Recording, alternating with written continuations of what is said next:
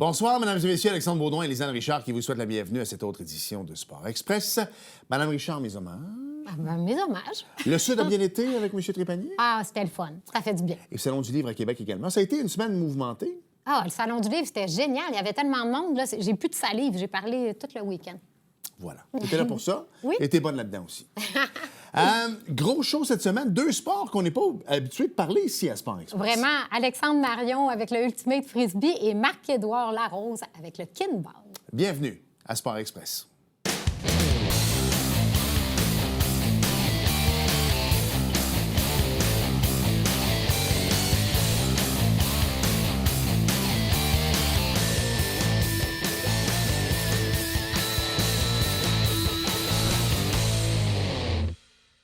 T'arrives du Sud, right? Ah oui, ça paraît, hein? Oui, quand même.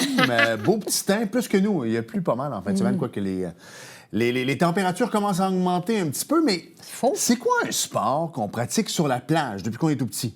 Le Frisbee. Ben oui. Est-ce que tu as déjà entendu parler des harfans, toi? Ben là, de plus en plus, et dans les dernières minutes, mais c'est un sport que moi, j'ai déjà suivi un peu parce que mon plus grand a déjà joué. Et là, on parle de Ultimate Frisbee. Yes. Le fondateur, l'entraîneur est avec nous, Alexandre Marion. Salut. Bonjour. Merci d'avoir accepté l'invitation. Ça me fait grand plaisir. Écoute, d'abord, je veux qu'on démystifie plein de choses. Je veux qu'on démystifie les harfans, c'est arrivé comment, le sport du Ultimate Frisbee, parce qu'on a vu quelques matchs, je sais pas trop si c'était à RDS ou à TVA Sport, mais on a vu des matchs à Percival Molson qui maintenant sont à Centre Claude Robillard. Maintenant bien implanté ici dans la région, mais le Ultimate Frisbee, c'est venu comment pour toi? L'association de Saint-Jean a été fondée en 2008. Moi, je suis dans les premiers dans les années suivantes, environ 2010, dans le temps de mon cégep. J'avais un ami qui jouait à Montréal, qui travaillait à Montréal. À ce moment-là, c'était moins développé à Saint-Jean. Il travaillait sa construction à Montréal, s'est mis à jouer en Ligue à Montréal. Il s'est dit « J'aime ça, je me pars une équipe à Saint-Jean, je prends des amis qui n'ont jamais joué, puis on se montre quelque chose. » Puis ça n'a pas été long que la passion est venue, puis qu'on a décidé de passer à un autre niveau. Tu avais de l'expérience dans d'autres sports avant, j'imagine, pour qu'ils décident de te recruter. As-tu pris des athlètes à la base qui étaient habitués au sport d'équipe? Exact. J'ai joué au baseball, hockey, comme tout le monde étant très petit, volleyball au secondaire, basketball au secondaire, puis au cégep. C'est un peu ça mon sport dans lequel j'ai le plus évolué. Puis le frisbee a pris la place justement rendu adulte. Puis c'est le fun. On n'a pas souvent cette chance-là, rendu adulte, de pouvoir continuer à jouer puis d'aspirer à des compétitions internationales ou jouer à un haut niveau une fois que le niveau scolaire est terminé, à moins d'être des athlètes d'exception. Fait que c'est une belle chance qu'on a. Parle-nous un peu du sport, parce que, je l'ai dit tantôt, là, moi, quand je voyais le Royal jouer, c'était soit au Centre Claude Robillard, à Percival Molson. Donc, on joue quand même sur des terrains vastes. Ouais. Tu nous disais même en donne, tu parlais avec Lisanne, il n'y a pas d'arbitre, ça aussi, c'est venu me chercher un petit peu. Mais parle-nous un petit peu de l'univers du Ultimate Frisbee, les règlements. Je sais qu'il faut être en forme. Des fois, il y a des jeux spectaculaires. Vous plongez pour aller attraper le Frisbee. Honnêtement, c'est un sport qui gagne vraiment à être connu, là. Oui, définitivement. Puis il y a plusieurs formats. L'hiver, on joue à l'intérieur, un format 4 contre 4 sur des plus petits terrains. Mais nous, dans le fond, Harfan, c'est du 7 contre 7 extérieur. Fait que c'est sur la longueur d'un terrain de soccer ou de football avec un 2 tiers de largeur. Puis ça se joue 7 sur 7, fait 7 contre 7. Donc il y a beaucoup d'espace, en effet. Il faut être en forme pour jouer. Ça fait beaucoup de courses. Je trouve que, justement, point de vue cardio, c'est un petit peu semblable au basket, dans le sens où c'est un sport en continu, mais avec des intervalles de puissance. 2 zones de but, le but de faire progresser le frisbee d'une zone à l'autre. On ne peut pas nécessairement se déplacer avec le frisbee. Là, on a le droit de prendre nos pas pour arrêter, puis tout ça. Mais je peux pas juste prendre le frisbee puis courir avec, partir avec, exactement. Il faut faire des passes. C'est relativement facile, moi, vraiment, quelqu'un qui court vite. Exactement. À 7 sur un terrain de soccer, là, on s'entend. Exactement. Fait que, puis on joue beaucoup avec les conditions météorologiques parce que c'est à l'extérieur. On s'entend, un frisbee, c'est plat, puis ça n'a pas la même résistance au vent qu'un ballon de football, par exemple, ou un ballon de soccer. C'est vrai. Hein? Il y a beaucoup de stratégies aussi qui sont influencées par ça, dépendamment, on a-tu le vent dans le dos, on a-tu le vent sur le côté, le vent dans le visage. Fait que c'est un très beau sport, puis c'est ça. On bouge beaucoup. C'est un bon sport aussi. Nous, on le joue à un haut niveau, mais je trouve que c'est un beau sport pour les gens qui veulent s'initier aussi, parce que c'est sûr que ça va prendre une pratique ou deux, être capable de lancer, surtout dans des conditions plus difficiles, mais c'est un sport que monsieur, madame, tout le monde peut pratiquer. Puis après, justement, 1 ou 2 semaines, la courbe de progression est assez rapide. Exact. C'est très le fun, justement, à jouer. Tu sais, par exemple, le disque golf, il y a différents disques. Donc, si, admettons, tu es très, très loin, ton coup de départ au disque golf, tu vas avoir un frisbee, un disque qui va aller plus loin, puis plus que tu es proche, tu vas en avoir un qui va aller plus proche. Ouais. Quel genre de frisbee vous utilisez? Est-ce que vous utilisez un frisbee qu'on peut retrouver dans un magasin de sport ou c'est vraiment un frisbee type pour votre sport? C'est des frisbees standards qu'on peut... OK. Semblables à ceux qu'on retrouve là, dans les grandes surfaces. Souvent, les grandes surfaces sont un petit peu plus minces ou sont moins adaptées pour ça. Si vous voulez vous en procurer, peut-être écrire à Ultimate Saint-Jean, puis ils en vendent des frisbees, des vrais frisbees de ce côté-là. Mais c'est un format standard, peu importe où on joue. Fait que c'est pas le même principe qu'au disc golf. Fait que c'est le même lancer, le même disque qu'on va prendre pour des passes courtes, autant que des passes et des passes longues, ça peut aller jusqu'à 60-70 verges vraiment. facilement. Tout à l'heure, on mentionnait là, quelqu'un peut s'initier puis avoir une progression rapidement. Mais justement, une des choses qui peut intéresser une nouvelle clientèle, c'est que c'est un jeu.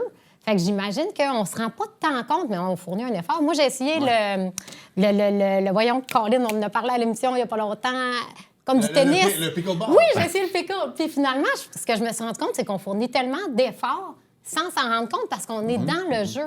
Donc, j'imagine que c'est un des points favorables aussi pour quelqu'un qui commence. Ça peut l'aider à se remettre en forme également parce que tu joues. Là, définitivement. Puis c'est un sport qui, de par ses origines, est beaucoup axé sur la camaraderie, l'esprit d'équipe, mais l'esprit de collaboration, si on veut, entre les différentes équipes. À la base, c'est un sport qui est auto-arbitré. Donc, ça emmène ça aussi. Parce que là, tu me parles beaucoup de... C'est des points qui, en 2026, tombent un peu, là, dans le sens qu'on veut gagner à tout prix, puis la camaraderie, elle est là, mais lorsqu'on joue un peu moins... Là, attends une minute, là.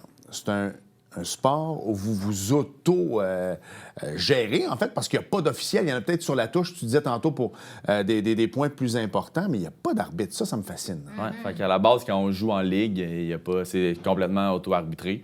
Fait que ça demande... ça demande une certaine négo, je sais pas, de s'auto-arbitrer. Fait que c'est les joueurs entre eux qui vont appeler les fautes, qui vont appeler qu'est-ce qui se passe. Mais plus on joue à un haut niveau dans les compétitions justement canadiennes, dans les matchs importants, des matchs de qualification, des championnats du monde, des choses comme ça, il y a des observateurs. Alors pour faciliter le travail, ils vont faire les appels comme intérieur-extérieur du terrain. Ils vont pas nécessairement prendre position à moins qu'on leur demande par rapport à des fautes ou des choses comme ça. Puis là, on parle justement quand on joue de plus haut niveau. Là, tantôt, j'ai appris que vous en allez au championnat du monde. Oui, Parle-nous-en, parce que là, c'est quand même impressionnant, une équipe de Saint-Jean qui s'en va aux compétitions internationales. Cette année, c'est ça, on s'en va au championnat du monde Master, qu'on appelle. Fait que chez les hommes, c'est 33 ans et plus, puis chez les femmes, 30 ans et plus. À Saint-Jean, depuis le début du programme, nous, on joue mix. Il y a des équipes qui sont hommes, il y a des équipes qui sont femmes, puis il y a des équipes qui sont mix. Puis cette année, en fait, l'année dernière, c'est la première année qu'on avait une équipe Master parce que le bassin de joueurs qui a commencé avec moi il y a 12 ans commence à être rendu là. Fait qu'on savait qu'éventuellement, on voulait monter une équipe pour ça. Puis l'année passée, on s'est classé justement pour les championnats du monde Master. C'est pas la première fois que ça arrive. C'est la première fois dans le Master. On s'était classé il y a 8 ans dans le senior. À ce moment-là, c'était à Cincinnati. Là, cette fois-ci, c'est en Angleterre. Puis, il y a pire dans la vie, là, parce que tu es allé au Pan American également en République dominicaine. Là, tu t'en vas en Angleterre. Ça te permet de voyager quand même pas mal, ce sport-là. Oui, définitivement, c'est ça. On est chanceux, encore là, comme je dis, d'avoir la chance de jouer à un niveau. On travaille fort pour, mais c'est pas tous les sports qui nous permettent de faire ça rendu adulte ou en deuxième carrière. On s'est classé, en effet, l'été passé, l'été dernier. On s'est classé deuxième au championnat canadien, ce qui nous a permis d'aller au championnat panaméricain. Puis, on parlait justement de la petite ville tantôt de Saint-Jean. Sur le site d'Ultimate Canada, on peut voir toujours les deux finalistes des différentes années depuis la création. Puis, à chaque année, c'est Montréal, Toronto, Vancouver, Winnipeg. C'est la première fois en statistique non officielle qu'il y a une ville de 100 000 habitants et moins à ce moment-là, ou qui est à peu près 100 000 habitants. Se classe comparativement aux grosses métropoles là, qui ont des bassins de joueurs beaucoup plus grands. Wow! Tu sais, dans le fond, les gens connaissent dans la région sa sœur, Caroline Marion, qui est animatrice radio ici. Mais la vraie vedette, c'est toi, dans le fond. Là, on va se le dire. Vos parents doivent être fiers de vous. Je crois que oui. On se partage. On travaille dans des domaines un petit peu différents, mais on finit toujours par se recroiser, travailler ensemble sur différents projets. Puis oui, je suis persuadé qu'ils sont fiers. Parlant de Vas-y. différents domaines, là, tout à l'heure, hors d'onde aussi, on parlait du fait que tu es un entrepreneur. Tu donnes même des cours au Cégep de Saint-Jean de temps en temps en entrepreneuriat. As-tu envie de nous glisser un mot sur tes entreprises? Parce qu'on peut te voir sur le terrain, là, justement, à Saint-Jean. Oui, il y a plein de... J'ai plusieurs entreprises. Une entreprise de consultation en planification stratégique. J'ai une nouvelle entreprise qui crée des chandails identitaires que je pourrais reparler une prochaine fois peut-être. Mais oui. Mais là, ces temps-ci, là, c'est mon gros dada, c'est la crèmerie mobile. Fait que les molles crèmerie mobile, on était là justement en fin de semaine dernière au parc Jerry Boulet pour la course Sun Life. Oui. On est là prochainement, on va être là à Festival Sèvres, on est là à Fête nationale, fait que les gros événements de Saint-Jean. Si vous avez probablement déjà vu le beau camion rose saumon, Ouais. vous avez probablement déjà vu ça. Fait qu'on va être là au Québec. On est là ici à Saint-Jean dans ces événements-là. Puis sinon, on se promène partout sur la Rive-Sud, dans le Grand Montréal, là, pour les entreprises, les écoles, des événements comme ça de fin de semaine. Très cool. Si on revient au Ultimate Frisbee, est-ce qu'il y a une certaine continuité? Parce que je parlais beaucoup du Royal. Je pense que lorsqu'on parle de l'Ultimate Frisbee, c'est le Royal. référence, Exact, c'est oui. notre référence. Les Harfans, c'est le premier pas. Est-ce qu'on a des gens, des Harfans qui sont allés au Royal ou est-ce que c'est de plus en plus, les gens disent « Hey, moi, j'ai toujours rêvé de jouer, peu importe, je suis le Royal depuis longtemps. » Est-ce que c'est une belle porte d'entrée pour poursuivre sa carrière et d'aller là un jour? C'est possible. C'est deux chemins un petit peu Différents, mais les deux sont possibles. Dans le fond, les calendriers, justement, c'est plus la UDL, ils ont changé de nom, de la Ligue professionnelle, sont agencés au calendrier, justement, par club. Par le passé, on a plusieurs joueurs. Dans le fond, avant Harfan, c'était Battleship qui était à Saint-Jean, qui était plus un regroupement d'amis avant que ça soit pris par l'association, puis de ce côté-là. Puis on a plusieurs joueurs par le passé qui sont allés. Oui, c'est encore quelque chose que certains joueurs désirent aspirer ou qui est le plus grand club masculin au Québec. Sinon, il y a Iris aussi chez les femmes, Oui. qui est pas une équipe professionnelle, mais qui est l'équipe québécoise qui regroupe les meilleurs athlètes. Donc, on a plusieurs athlètes qui désirent aller là ou qui ont fait le saut éventuellement. Puis, depuis 3 ans, il y a aussi un match. Il organise un match féminin avec les meilleures joueuses à travers le Québec. Puis, on envoie à chaque année des joueuses de ce côté-là. Puis, en même temps, ce qui est le fun, c'est qu'il y a des équipes à l'intérieur du Québec. À l'intérieur de la Rive-Sud, dans le junior, on a des équipes à Saint-Jean, on a des équipes à Saint-Hyacinthe, il y a des équipes à Chambly. Tout le monde a sa petite association. Puis il y a Ultimate Montérégie qui gère une équipe de la Montérégie. Puis on revient justement de nos essais libres. Puis tous les meilleurs athlètes de la Montérégie étaient présents. Fait que c'est la continuité pour eux de vouloir de pouvoir faire partie du programme Harfan puis de pouvoir aspirer à du haut niveau d'Ultimate en étant rendu adulte. Wow. Et en terminant, est-ce qu'il y a, tu sais, par exemple, ça fait assez longtemps que vous avez un pedigree maintenant sur certains joueurs, puis leur background, est-ce que c'est souvent le même type de personne, dans le sens que les déplacements, moi, je vois ça comme étant peut-être du flag foot ou encore du soccer, des choses comme ça. Est-ce que c'est souvent ces gens-là de basket, de flag foot, de soccer qui vont vers le Ultimate Frisbee, ou c'est un peu du monde de pas mal toutes les sphères? Je dirais quand même un peu de tous les sports. On reçoit il y a beaucoup de gens qui viennent du badminton, du flag football, des sports dans ce style-là, justement, où le déplacement est beaucoup mis de l'avant. Puis généralement, de toute façon, c'est des gens qui viennent d'autres sports. C'est souvent une deuxième carrière. De plus en plus, on est dans les écoles. Tu pas à 7 ans, dire, moi, je joue, je le C'est comprends. Ça. Mais... De plus en plus, on va le voir. Comme Ça le commence de deck, plus en plus jeune, exact. définitivement. Mais il a commencé, comme je dis, au cégep. Puis avant ça, l'Ultimate, il n'y en avait pas à Saint-Jean. C'était pas possible de commencer plus tôt. Mais de plus en plus, les gens commencent tôt. On a des programmes juniors dès 9 ans, en fait, qui commencent et qui initient les gens au sport.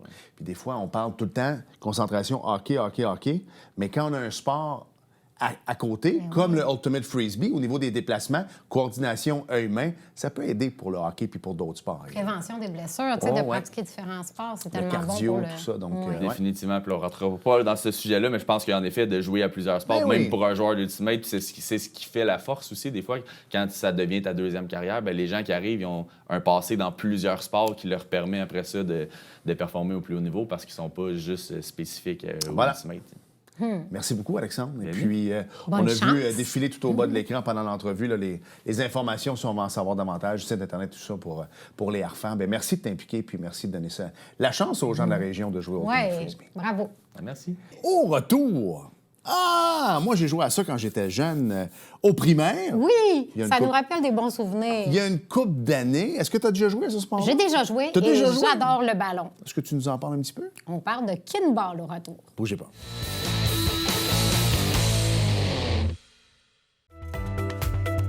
ici Mario Tremblay.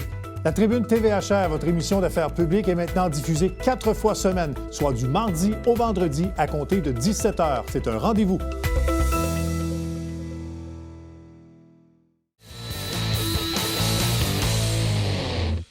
Je le disais avant la pause que c'était un sport qui était excessivement populaire dans les écoles. Je comprends. Et là, j'ai l'impression de retomber. Aujourd'hui, ça s'appelle l'Académie Sacré-Cœur à Saint-Bruno, mais à mon époque, à moi, c'était le pensionnat des Sacré-Cœur. Mais Dieu que j'ai joué à ce sport.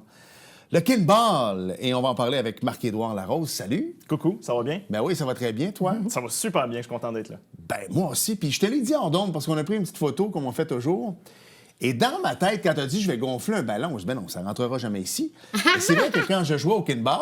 T'es gros comme une montgolfière. Ben, j'étais beaucoup plus petit, un petit peu. Alors, dans ma tête, le ballon était beaucoup plus gros. Et tu me disais, t'es pas le premier à qui ça arrive. Ça arrive tout le temps. Les adultes qui revivent leur nostalgie du skinball nous disent souvent ce que tu m'as dit là, avec « ouais, le ballon est plus petit que je pensais ». Non, c'est nous qui a grandi, c'est tout simplement ça. Mais il y a l'effet ballon, là. Depuis que le ballon est gonflé en studio, il y a comme une frénésie. Moi, j'y ai touché, puis là, je suis toute énervée. Il y a comme quelque chose de magique avec cet accessoire-là, même s'il est plus petit que dans tes souvenirs. Là. Puis tu peux le mettre la couleur que tu veux, parce que moi, il était pas noir à mon époque. Je pense qu'il était rose. orange. Il était rose, exactement. Donc, au début du kinball, parce qu'on s'entend, moi, j'ai 48 maintenant. Donc, j'ai joué au kinball jusqu'en 1990, parce que je suis rentré au secondaire en 90. Donc, mettons, j'ai joué dans les années 80, 85, 86, 87. C'était rose, le ballon. Oui, puis ça a été longtemps. Le ballon rose, dans l'imaginaire collectif, on le voit souvent revenir, dire « Ah oui, le ballon bleu, moi je connais le rose, puis là on a des gris, on a des bleus, on a des rouges, on a de toutes les couleurs, en effet. » Revenons à la base du kinball, parce que ça fait 30 ans que j'ai pas joué, même plus que ça, parce que j'avais 12-13 ans quand je jouais. Parle-nous un peu de ce sport-là qui, là, nos filles, mes enfants vont écouter ça, vont dire ouais, tu connais pas les règlements. Non, non. Il faut revenir à la base, ça fait trop longtemps. Okay. Le kinball, moi, ça se joue en gymnase. C'est comme ça que je l'ai joué. Et je me souviens que, bon, je me mettais en dessous du ballon et tout ça, mais rafraîchis-nous la mémoire un peu. Au niveau des règlements du kinball? Ben, oui, puis le but du sport. OK. Très collectif aussi. On va commencer avec le but du sport au kinball, c'est de ne pas échapper le ballon. Le ballon ne doit pas toucher le sol. Très simplement, on va avoir 3 équipes de 4 joueurs sur le terrain en simultané. Donc ça, c'est vraiment spécifique au kinball. Il n'y a pas d'autres sports au monde organisés qui ont 3 équipes en même temps. Ça apporte un gros aspect stratégique. Quand on rentre dans les règles maintenant, on a une équipe qui va être au ballon. Tous les joueurs de l'équipe doivent toucher au ballon avant qu'on puisse frapper le ballon. Donc ça oblige le travail d'équipe. On n'a pas nécessairement une superstar qui peut tout faire seule. Donc c'est vraiment un sport collectif par excellence. Par la suite, on va faire ce qu'on appelle une appellation parce qu'on a 2 autres équipes sur le jeu. On va avoir les bleus, les gris, les noirs. On va appeler l'équipe à qui on veut envoyer le ballon, en qui on veut essayer de le faire tomber. L'équipe qui est appelée va essayer d'aller l'attraper et par la suite, le jeu va se continuer jusqu'à temps qu'il y ait une faute qui a lieu. Un ballon échappé, un lancer trop court, le ballon est envoyé dans le mur, des choses comme ça. Et là, après ça, on va mettre des points aux équipes et on va recommencer. Voilà. Donc, c'est comme ça qu'on joue au kinball. Fait qu'il y a 12 personnes sur le terrain à la fois. Oui. Puis dans les équipes, est-ce que l'équipe est plus nombreuse que 4 joueurs, puis c'est 4 à la fois, ou tout le monde joue tout le temps? Ça peut être 4, ça peut être 8, ça peut être 6, ça peut être 10. 10, je conseille moins, parce que quand on fait des changements, il y a des gens qui c'est mieux d'y aller à coup de 2, à coup de 4, je veux dire. Exact, exact. Mais on peut faire une équipe de 4 très bien jouer au kinball. On peut être une équipe de 6 très bien jouer au kinball en ayant 2 changements, des choses comme ça. Donc oui, ça peut très bien se faire. Et au niveau stratégique, est-ce que, par exemple, on est 4 et ça joue toujours dans un gymnase, j'imagine? Ou, On peut jouer à l'extérieur aussi. L'été, je le fais souvent dans les camps de jour ou avec les villes quand on se fait demander pour des activités. Mais originalement, puis dans les plus gros tournois de kinball au monde, on est toujours à l'intérieur, oui. Donc si, par exemple, moi je dis, on va frapper au gris, par exemple. Oui. Le but, c'est est-ce que les 4 joueurs de se séparer également sur la longueur du jeu? Et si c'est frappé vers moi, c'est d'essayer de l'immobiliser le plus longtemps possible avant que les autres arrivent? Exact. Ça ressemble pas mal à ça. Quand on va être sur le jeu en défensive, on va se séparer parce que si on est les 4 d'un côté et qu'on frappe le ballon de l'autre côté, on va courir beaucoup. Ça va être le fun, mais on attrapera beaucoup moins de ballons. Donc, on va se séparer. À la base, on appelle ça la position carrée autour du ballon. Quand on joue en récréatif pour s'amuser, vraiment, on est en position carrée autour du ballon. Et peu importe où est-ce que le ballon va aller, il va y avoir 1 à 2 personnes à la base qui vont essayer d'aller toucher. Les autres vont venir aider par la suite, dépendamment si on contrôlait facilement ou non. Là, on parlait de récréatif, mais tu as quand même apporté une médaille. Donc, toi, tu participes au sport de plus haut niveau également parce que c'est une médaille de Coupe du monde. C'est une médaille de Coupe du monde. Tu as tout à fait raison. Par contre, c'est pas la Coupe du monde. C'est un tournoi juste à côté de la Coupe du Monde qui s'appelle l'Open International auquel j'ai participé parce que je demeure un joueur récréatif. Je passe pas assez de temps d'entraînement pour être capable de faire Team Canada. C'est pas mon but non plus. Moi, je suis plus dans le développement du sport. Ouais. Donc, en 2019, avant la pandémie, on a été avec des amis participer à une compétition en France, au Pont de C, et on a réussi à remporter notre compétition en formule amateur. Ouais. Wow! Ben bravo, en tout Merci. cas. Très Donc, gentil. il y a beaucoup d'adultes qui jouent aussi. Il y a des enfants dans les écoles, il y a des adultes, mais est-ce que ça continue de jouer entre les deux ou c'est une des parties à développer d'avoir C'est des la joueurs? Je pense qu'au partie- secondaire, c'est là que moi, j'ai arrêté de jouer, Ouais. en fait. Oui. Souvent, c'est moins utilisé au secondaire. Le kinball, on sait, c'est beaucoup utilisé dans les écoles. On peut faire participer beaucoup de jeunes en Ouais. même temps. Donc, c'est un sport qu'on peut apprendre facilement des belles valeurs, travail d'équipe, communication, collaboration. Mobilité inclusivité. aussi, tabarouette. Mais oui. Oui, parce que réussir à bien manipuler le ballon sans Ouais. qu'il touche au sol, ça demande quand même quelque chose de différent que dans d'autres sports. Les règles sont différentes, tout est différent dans le kinball. Là. Et d'abord, il faut être stratégique. Et je ne sais pas pourquoi, mais j'ai l'impression que tu dois être bon aux échecs. Dans le sens que, est-ce que c'est des gens qui sont... Oui, exact, plus stratégiques, justement. Tu sais, il me semble que quelqu'un qui court partout peut être bon aussi, mais Oui. faut je sais pas, quel genre de joueur participe... c'est quoi dans ma Profil. tête, ouais, voilà, j'avais DSC dans ma tête, mais le profil de gens qu'on va retrouver au kinball? Il y a vraiment plusieurs profils différents. Le kinball, c'est un sport qui joue rapidement. Les échanges peuvent durer 10-20 secondes. Si tu as un échange de 30, 40, 50 secondes, c'est plutôt rare et OK. tu vas être à bout de souffle parce que c'est du stop and go. Beaucoup de stop and go, très difficile. Si toi, tu es bon en test léger navette, va jouer au kinball, ça va être super bon pour toi. Sinon, ça peut être aussi une question de puissance. Au niveau des frappes, tu peux frapper un ballon à 70, 80, 90 km/h si tu as une bonne frappe. Donc, un joueur plus costaud va avoir tout aussi sa place au kinball. Il n'y a pas de profil type vraiment de joueur. On peut faire jouer n'importe qui. Il va y avoir des forces qui vont se développer par rapport à la personne. Moi, j'adore plus le jeu défensif. Frapper le ballon, je me débrouille, ça va, mais j'aime rattraper des ballons qui sont trop proches du sol avec mon pied puis le faire remonter. C'est ce que j'adore le plus. Donc, on a tous qu'est-ce qu'on aime au kinball, oui. Tu me parles de pied, Oui. parce que moi, je voyais, On a le par droit, exemple, ouais. une manchette ou des choses comme ça pour envoyer le ballon dans les airs. Visiblement, tu peux utiliser tes pieds pour ramener le ballon. Exactement. Quand on est en offensive au kinball, qu'on a la possession du ballon, on va pouvoir juste frapper avec les bras, les parties au-dessus Ou tu peux pas faire une du corps. bicyclette comme au soccer puis Non. frapper ça avec Mais ton pied. ça pourrait être dangereux pour les joueurs qui sont en dessous de frapper Aussi, avec le pied. ouais. Donc, il y a cet aspect-là de sécurité. Mais quand tu es en défensive, tu utilises toutes les parties de ton corps que tu veux, que tu peux, pour ramener le ballon en l'air. Les mains, quand on va vers le sol, on voit les balles, on le voit, qui font une Ouais. crêpe à terre avec la main. Mais au kinball, ça va être avec le pied. On va aller chercher le ballon avec le pied, on va le remonter. Parce qu'il ne faut pas que le ballon touche au sol non plus. Donc, avec le pied, ça va être... on fait un mouvement qui s'appelle une glissade, Ouais. de façon très commune, qui ressemble un peu à un talc au soccer ou à un vol de but au baseball. Et c'est très, très spectaculaire. Là. Si vous avez la chance de regarder des vidéos de kinball, vous allez Ouais. en voir assurément. Là. C'est quoi que toi, t'aimes le plus dans ce sport-là? Parce que là, tu as la passion de le partager aussi. Tu es Oui. beaucoup impliqué dans le développement. Donc, peux-tu nous parler en tant que joueur? Qu'est-ce qui te passionne? Comme là, tu as abordé un peu le sujet. Très passionné, en fait. Oui, oui, vraiment. Mais c'est ça. Pourquoi tu t'es donné cette mission-là, là, de le faire connaître de plus en plus puis que le sport soit plus OK. partagé par des passionnés? Oui, bien, moi, ce qui me passionne beaucoup au kinball, c'est l'ambiance du kinball. Au départ, moi, je me souvenais même pas d'avoir joué enfant au kinball. C'est sûr, je l'ai fait, je me souvenais du ballon, mais je me souvenais pas d'avoir joué à ça. Fait que quand ma conjointe, elle m'a dit « Viens jouer au kinball », elle, c'était une joueuse depuis qu'elle était enfant, je voulais rien savoir du kinball. Pour moi, j'associais un jeu pour enfants. Que je l'ai essayé quand même, elle a insisté plusieurs fois, mais j'ai fini par l'essayer. On sait c'est Puis- qui mène. Ah! Bonjour Martine. Donc, elle me l'a fait essayer, puis l'ambiance, j'ai capoté parce que même si tu as plusieurs équipes qui s'affrontent, si tu réussis un beau coup en offensive, en défensive, les autres équipes vont t'encourager, dire « Wow, bravo, tu as réussi. Tu tapes dans la main à chacune des fins de période ou chaque fin de partie. L'ambiance est faite pour que tout le monde puisse s'amuser, puis tu félicites les autres. Ça m'a marqué en partant. Puis par la suite, j'ai commencé, moi, à jouer plus. C'est devenu un hobby, une passion. Puis depuis 3 ans, c'est mon gagne-pain, le kinball. Je ne fais que ça à temps plein. Es-tu sérieux? Oui, OK. absolument. Donc, On t'engage pour justement des camps de jour, de venir dans des équipes sportives, peut-être faire du team building, ça peut oui, aider? ça peut être ça. Cet été, pour la première fois, on est même engagé pour aller avant une projection d'un film en soirée, d'aller faire courir les enfants pour qu'ils soient calmes par la suite pour bien écouter le film. Wow! Des dizaines d'animations en camp de jour, en entreprise, dans les écoles. On va aussi donner du sport au prof d'éducation Ouais. physique parce que la documentation sur kinball n'est pas tout le temps facilement accessible ou ils ne savent pas où la trouver. Donc, d'avoir un expert en arrière qui vient les aider, ça peut être une bonne chose. Là. Oui. T'as gonflé le ballon, qui est très beau, soit dit en passant. Oui. Je pense que je le trouve plus beau noir que le rose. C'est classe. Et moi, je vois le Omnikin. Et je te disais, là, j'ai pas envie de faire de pub pour personne, Pas de mais stress. Omnikin, c'est le Spalding, c'est le Wilson, c'est une marque de commerce, en fait. Exact. Et il me semble que quand je jouais à ça il y a 35 ans, c'était Omnikin, c'est encore Omnikin aujourd'hui. Monopole. Est-ce que c'est le monopole ou en Europe, c'est très fort? Comment ça fonctionne? Il y a un monopole de la part de Omnikin qui distribue partout au travers le monde.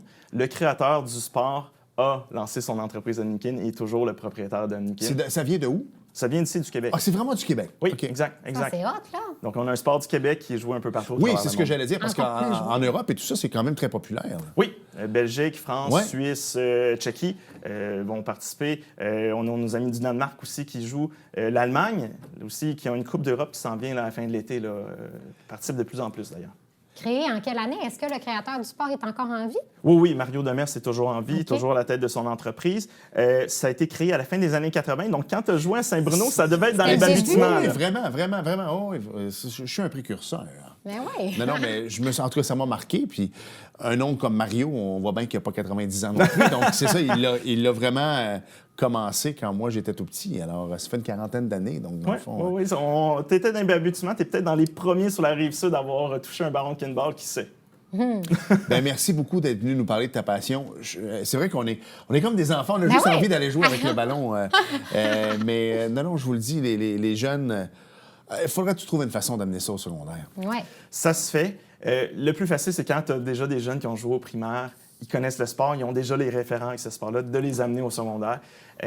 Mais oui, on en donne aussi des ateliers au secondaire. On en donne moins qu'au primaire, mais on en donne quand même. Ben, merci beaucoup, Marc-Édouard. C'est un grand plaisir. Merci à vous.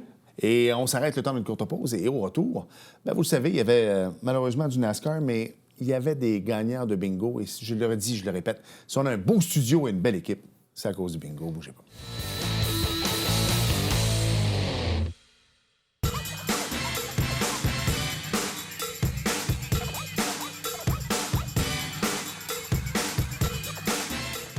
Dimanche, 9h30, Télé Bingo, on vous attend.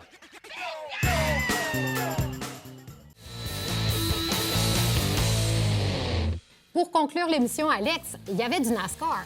Et du bingo. Alors, d'abord, le bingo, OK? OK. Félicitations à Fernande Bondu, Jeanne Saint-Onge, Joanne Riel, Chantal McCardle, Mario Villeneuve, Marcel Roberge, Jacques Ferland et Christian Champagne.